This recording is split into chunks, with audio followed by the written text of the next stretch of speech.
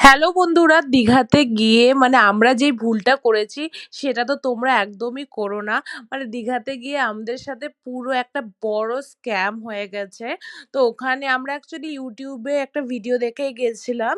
তো ওখানকার লোকালদের সাথেও কথা বলে আমরা গেছিলাম। উদয়পুর বলে একটা জায়গা আছে দীঘাতে বিচ, যেখানে নাকি সুন্দর মতন বিচ, আর বিচের পাশে সুন্দরভাবে টেবিল পাতা আছে। তোমরা জলের ধারে বসে ভালোভাবে খেতে পারো, করতে পারো। তো আমরা গেছি ওখানে স্টিল।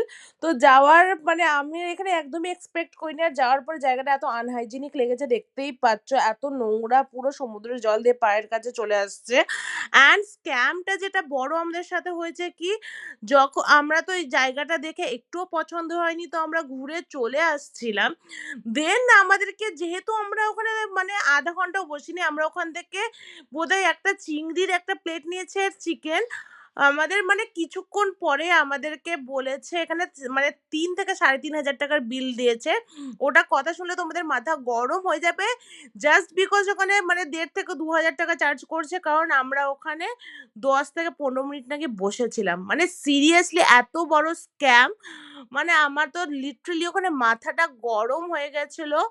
তাও আমরা ওখান থেকে আর কি করব, না পারতে হয়ে আমরা ওখান থেকে বেরিয়ে এসেছি। তো এই ভুলটা তোমরা তো করো না দীঘাতে গিয়ে।